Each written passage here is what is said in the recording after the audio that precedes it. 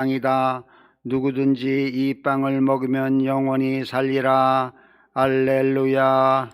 주님께서 여러분과 함께 또한 사제의 영과 함께 마르코가 전한 거룩한 복음입니다. 주님 영광 받으소서. 무교절 첫날 곧 파스카 양을 잡는 날에 제자들이 예수님께 스승님께서 잡수실 파스카 음식을 어디에 가서 차리면 좋겠습니까? 하고 물었다. 그러자 예수님께서 제자 두 사람을 보내며 이르셨다. 도성 안으로 가거라. 그러면 물동이를 메고 가는 남자를 만날 터이니 그를 따라가거라. 그리고 그가 들어가는 집의 주인에게 스승님께서 내가 제자들과 함께 파스카 음식을 먹을 내 방이 어디 있느냐 하고 물으십니다 하여라. 그러면 그 사람이 이미 자리를 깔아 준비된 큰 2층 방을 보여줄 것이다. 거기에다 차려라. 제자들이 떠나 도성 안으로 가서 보니 예수님께서 일러주신 그대로였다. 그리하여 그들은 파스카 음식을 차렸다. 그들이 음식을 먹고 있을 때에 예수님께서 빵을 들고 찬미를 드리신 다음 그것을 떼어 제자들에게 주시며 말씀하셨다. 받아라, 이는 내 몸이다. 또 잔을 들어 감사를 드리신 다음 제자들에게 주시니 모두 그것을 마셨다. 그때에 예수님께서 그들에게 이르셨다. 이는 많은 사람을 위하여 흘리는 내 계약의 피다. 내가 진실로 너희에게 말한다. 내가 하느님 나라에서 새 포도주를 마실 그날까지 포도나무 열매로 빚은 것을 결코 다시는 마시지 않겠다. 그들은 찬미가를 부르고 나서 올리브 산으로 갔다. 주님의 말씀입니다. 그리스도님 찬미합니다. 평화를 빕니다. 평화를 빕니다. 열흘 전에 긴급한 전화가 한 통 왔습니다. 사무장님이 먼저 받으셨는데 어떤 할머니께서 목소리가 이렇게 다 죽어가는 목소리로 본인이 지금 양로원에 지금 와 있는데 원래는 그 노인 아파트에 살고 계셨는데 소셜 케어 해주시는 분이 오셨는데 본인이 몸이 너무 안 좋아서 그 사람한테 내가 비용을 좀 더 줄 테니 나를 좀 더 와서 더 봐줄 수 있겠니? 라고 물었다는 거예요. 근데 노인 아파트나 어르신들이 뭐 쓰러질 수도 있고 뭐 이럴 수도 있으니까 조금 녹음하는 그게 있는가 봐요. 빨리 대처하기 위해서. 근데 그게 녹음이 돼가지고 자격을 박탈당했다는 거예요. 그래서 사무장님이 들으시고 목소리가 심상치 않다고, 그리고 또 본인 말씀으로는 시민권도 박탈당하고 소셜케어 그 의료 혜택도 박탈당하고 그다음 뭐 묘지 약속된 것도 뭐 박탈당하고 이렇게 말씀하시는데 우리가 어떻게 도와주면 좋을지 이제 논의했죠. 그래서 사무회장님하고 사무장님하고 저하고 얘기를 쭉 나눠봤는데 일단은 뭐 그 소셜케어에는 우리가 일반인들은 잘 모르니까 전문가 집단을 좀 우리가 모아보자. 어떤 분들이 있는지, 그리고 그쪽에다가 기관에다가 문의할 수 있는 영어 잘하시고 식견이 있으신 분들 좀 모아보자. 그리고 이제 혹시 이제 집이 이제 압수당했으면 이후에 살 수 있는 집을 위해서 우리 본당 내에 요양원을 운영하고 계신 분을 한번 알아보자. 그리고 비용은 얼마나 드는지 한번 살펴보자라고 이제 작전을 쭉 짰죠.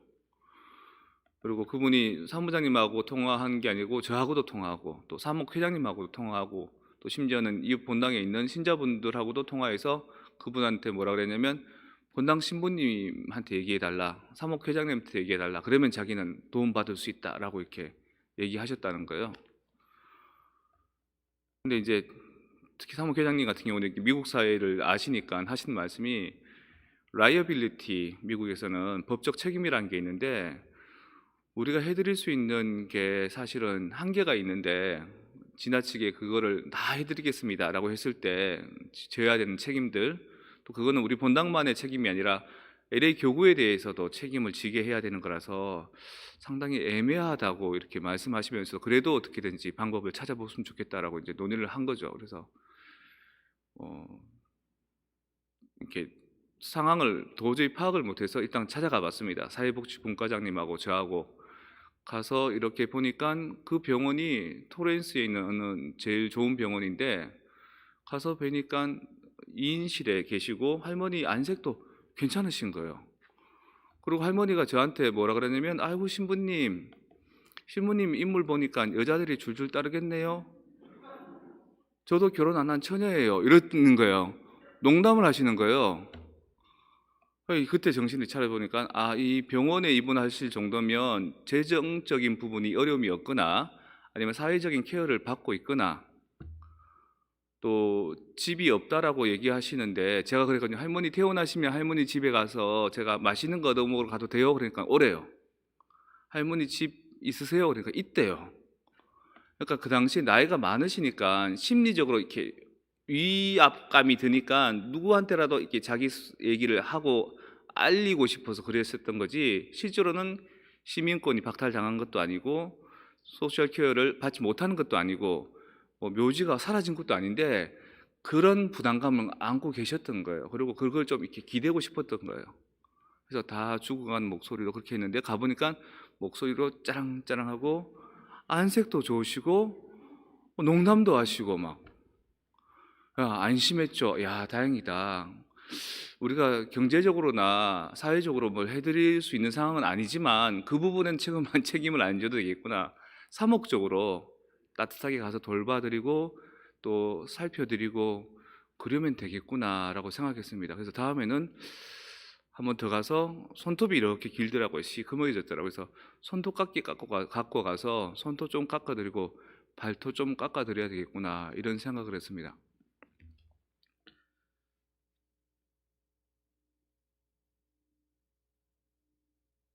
오다가 또 그 본당에 암 투병하시는 우리 신자분 계십니다. 그래서 그분 찾아가서 또 살펴봐드리고요. 그래서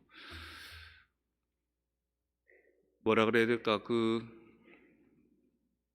사랑을 나눈다는 것, 그리고 빵을 나눈다는 것은 바로 이런 거다. 우리가 전례 중에 예식 중에 예수님이 성체를 나누고 성료를 나누고 이런 것도 중요하지만 그보다 더 중요한 거는 마음을 나누는 것. 그리고 막 본인이 힘들다 그러지만 조금만 여유를 갖고 살펴보면 이렇게 살아남을 구석, 도망칠 구멍이 있는 거예요. 호랑이한테 물려도 정신만 바짝 차리면 살 수 있는 여지들이 있는 거죠. 근데 그게, 그 할머니는 결혼도 안 하셨고 자식도 없고 이러니까 이게 막 마음이 다급해져서 그랬던 건데, 우리가 가서 등 쓸어드리고 손 만져드리고 기도해드리고 이러니까 이게 원래 자기 패턴을 찾으신 것 같아요. 그리고 암 환자인 자매님도 분당 신자들이 함께 기도하고 또 함께 챙기고 그러니까 예전보다 훨씬 또 저는 침대에 누워 계셨는데 지금은 걸어 다니시고 말씀도 곧잘 하시고, 이 희망을 갖게 해주는 것, 이게 정말 중요하구나. 예수님께서 우리에게 당신의 몸을 내어주시는 것, 당신의 피를 내어주시는 것은 모든 것을 다 해주겠다라는 말씀도 되지만, 내가 너희들을 위해서라면 목숨이라도 바칠게, 아버지가 너희들 위해서라면 가지고 있는 옷이라도 팔아서 너희들 공부시킬게, 이런 마음이 아닐까. 주님께서는 당신 전 자신을 내어놓으셔서 십자가에 못 박히셔서 우리를 희생하셨는데, 우리는 그런 예수님을 따르기에는 상당히 힘이 듭니다. 버겁고. 그래서 한국의 부모님들은 자식들 키우고 교육시키고 시집장가 보내고 그러고 난 뒤에도 애프터 서비스 들어갑니다. 자식 손주 봐주고 또 그 뒤에 돈 필요하면 돈 대주고 뭐 이렇게 하는데, 미국의 부모님들은 각자 대학도 알아서 그 후에 사는 것도 알아서 뭐 이렇게 하더라고요. 우리가 예수님처럼 살아가는 지향은 가져야 되겠지만 예수님처럼 모든 것은 다 해줄 필요가 없다. 정말 우리가 해줄 것은 너에게 향해 있는 나의 지향성, 열려있는 마음을 보여주는 것이 중요하다. 그래서 하나부터 열까지 다 해결해 준다고 도움이 되는 게 아니라 어쩌면 자그마한 마음이라도, 자그마한 정성이라도 나누는 것이 더 좋지 않을까. 최근에 코로나 바이러스가 끝나면 식사를 어떻게 할까를 고민해 봤는데, 뭐 조금 더 논의를 해봐야 되는데 저는 그렇게 생각해 봤습니다. 우리가 미사 끝나고 나서 모든 신자들을 다 점심을 먹이려 그러면 힘들죠. 음식 준비하는 것도 힘들고 음식 먹고 난 뒤에 치우는 것도 힘들고 또 음식 먹는 과정에서 서로 사랑으로 이렇게 나누는 것도 아니고 조금 트러블도 생길 수 있고. 그래서 제가 생각하기에는 한꺼번에 다 음식을 나누는 것은 특별한 날에 대축일이나 아니면 본당의 날이나 이럴 때 하고, 평소에는 그룹별로 가서 음식 차려서 먹고 또 치우는 것도 그 그룹이 치우고, 예를 들어서 요셉의 할아버지 할머니들 생신 때, 또 우리 주일학교 아이들 교리 끝나고 난 뒤에 미사하기 전 그런 때, 또 청년들 뭐 미사 끝나고 간식 때, 뭐 아는 그런 소단체들이 식당 공간은 좁기 때문에 다 들어가면은 문제가 많지만 자기들끼리 음식을 준비 잘 하고 깨끗하게 주방 치우고 그리고 세팅하고 나중에 또 쓰레기 치우고 이러면은 큰 힘 없이 사랑을 나눌 수 있지 않을까.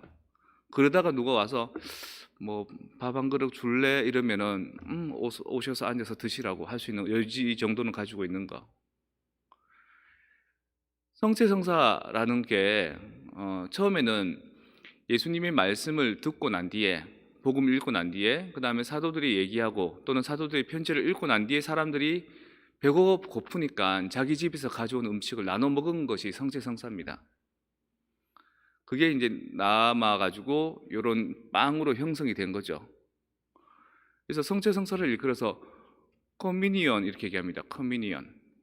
커뮤니언이 뭐냐면 같이 나누어 먹는 것을 뜻하거든요.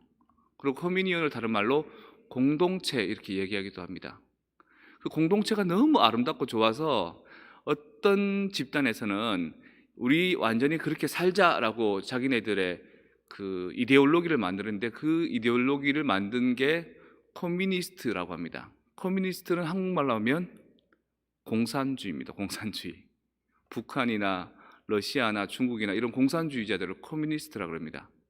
그들은 꿈을 꾸기를 똑같이 공평하게 나눠 먹는 좋다라고 했지만, 그 똑같이 나눠 먹는 것 때문에 어떻게 됐냐면 사람들마다 열심히 일한 사람은 더 잘 살 수 있고 열심히 일하지 않는 사람은 더 못 살 수 있는데, 그걸 인정하지 않고 똑같이 배급을 주고 똑같이 균등하게 나눠지니까 거기에서 그 공산주의는 오히려 더 쇠락하게 되는 거죠.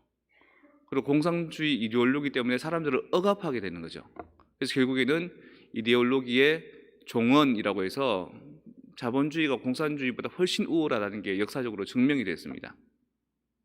마찬가지로 우리가 빵을 나누어 먹는다, 커뮤니언을 한다라는 게 우리 신자들, 전 신자들 다 밥을 먹여야 된다 이게 아니라 각자 서로 사랑을 나눌 수 있도록, 그리고 그걸 하는 데 있어서 큰 부담이 없도록 서로가 준비해서 사랑을 나누고, 그리고 사랑을 나눈 다음에 마치 자기가 그 공간을 쓰지 않았던 것처럼 깨끗하게 정리하고, 이런 것이 훨씬 더 효율적이지 않을까. 또 누군가가 도움이 필요하다고 하면 예 도와주겠습니다. 뭐가 필요합니까? 뭐 내가 감당할 수도 없는데 다 책임질 것처럼 하는 게 아니라 가서 일단 살펴보고 마음을 함께 모아주고 기도해주고, 그러면서 그 사람이 좀 삶의 여유를 가져서 용기를 가져서 일어날 수 있도록 자립할 수 있도록 해주는 거, 이게 바로 성사의 삶이 아닐까.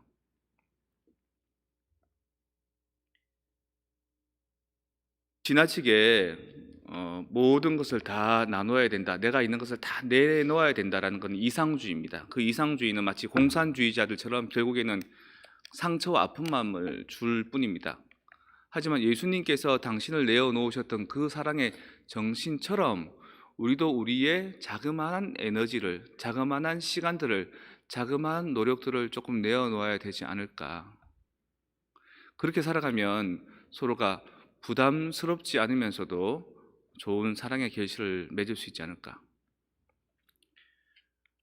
어제부터 오늘 8시 미사에 걸쳐서 그 어르신들, 시니어 분들한테 그 프로바이오틱스라는 거 요그마한 그거 이렇게 드리고 있습니다. 이게 어떻게 생겨났냐면, 우리가 시니어 분들을 위해서 뭔가 해야 된다, 어르신 분들을 잘 챙겨야 된다라고 본당 분위기가 이렇게 만들어지니까 어느 회사에서 해마다 조금 이제 도움이 필요한 분들한테 물품을, 자기들이 생산하는 물품을 기증해 왔거든요. 나누라고. 근데 이번에는 저희 성당에 주신 겁니다. 왜냐하면 그 회사에 다니시는 분이 우리 본당 신자거든요.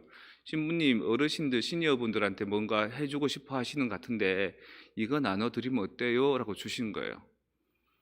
근데 그 회사가 어떤 회사인지, 그 물건이 어떤 물건인지 제가 알아야 될 거 아닙니까? 자료를 요청했더니만 상당히 괜찮은 회사고 B코업이라 그래가지고 그 착한 기업, 이렇게 사람들하고 잘 나누어서 미국 사회에서 그 회사에 대한 인증도 있고, 또 수녀님과 제가 직접 먹어봤습니다. 좋습니다.